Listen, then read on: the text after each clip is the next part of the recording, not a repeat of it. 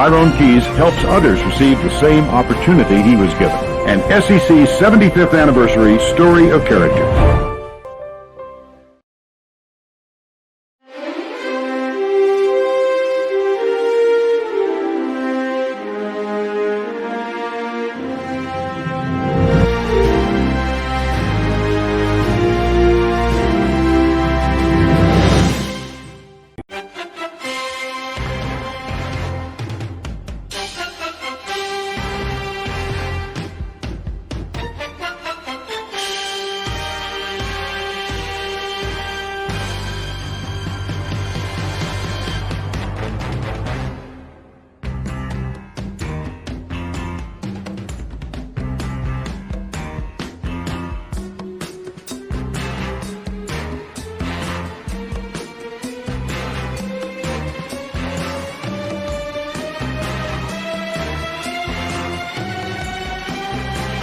But Tyrone Keys hit quarterback Don Jacobs. It forced the fumble. Mississippi recovered and ended Alabama's 28-game win streak.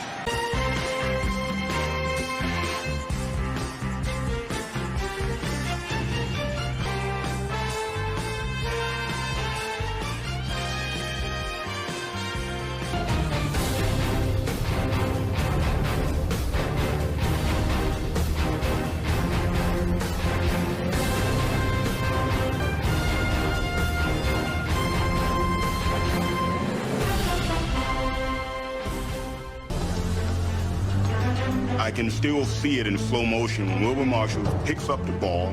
The Fridge is leading him down the field, and we all are just running with him.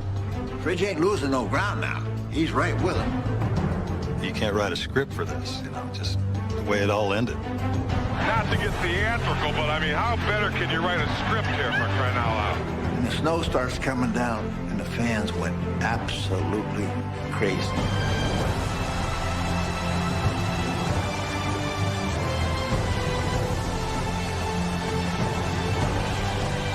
The Bears were going to their first Super Bowl. Mike Ditka's thoughts turned to Papa Bear George Halas, the man who had hired him to get them there. And I think right there, the old man was saying, we've come full circle, guys. We've come full circle. That's the first time since '63. And I never would have ever thought that when my dad took me outside to kind of throw the ball around, that this ball would have taken me places.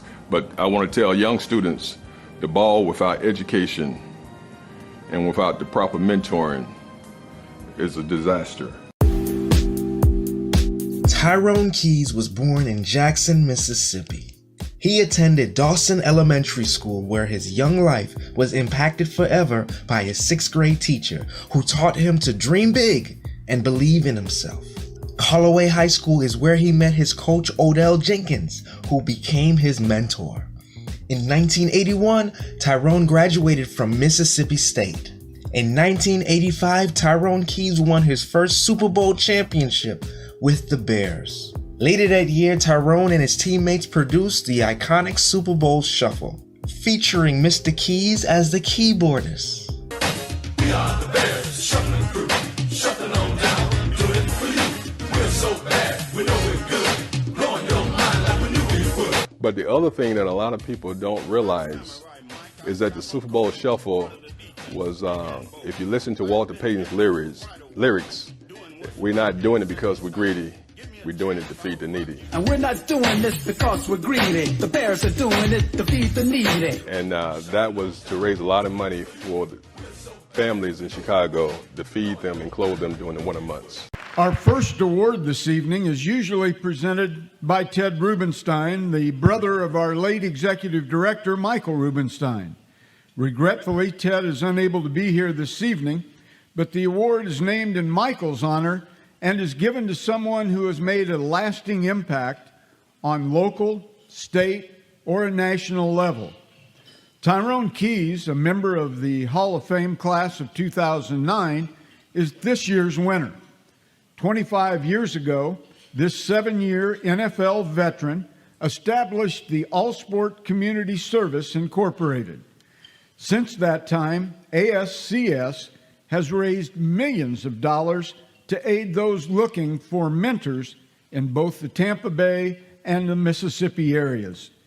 ASCS is a way to highlight the power of educators to bring a multicultural, intergenerational mentor model to bear fruit for families, communities, and the world. At an early age, Tyrone recognized those that helped him along his path to manhood. Now he is working to provide mentorship and guidance to those young people in need of a push in the right direction. Tyrone is the 7th to receive this award, joining former winners Dave Boo Ferris, Ben Puckett, Archie Manning, George Bryan, Governor William Winter, and Ron Polk. Tyrone continues to connect with the roots from his beginnings to the present times. Let's bring up Mr. Tyrone Keys. It was a proud moment 9 years ago to be inducted into this Hall of Fame there and have my teachers to come, and my 6th grade teacher, Mrs. Hagan, who actually had us do a book report on Archie Manning in the NFL draft. You know, that's how Archie Manning actually became my favorite player in 1971. He was the first player that was coming out to be picked, and I ended up doing a book report, and Mom and Dad had just gotten the encyclopedias there for us. I was able to do a little research, and I saw that in 1936 the NFL constituted the NFL draft so that the weaker teams can have a chance to pick first. And then years later, after my career ended, I wrote a story, and I wrote a grant to the NFL, and I told them we could not help all the kids, but we can take the worst, the best kids out of the worst conditions. 25 years later, hundreds of kids have come back. They're now teachers, educators, and now they're doing the same thing. And now we get a chance to ride on the back of the bus with them, and it's just been beautiful just to see those guys take an opportunity and run with it. And so all young people need in life is opportunity.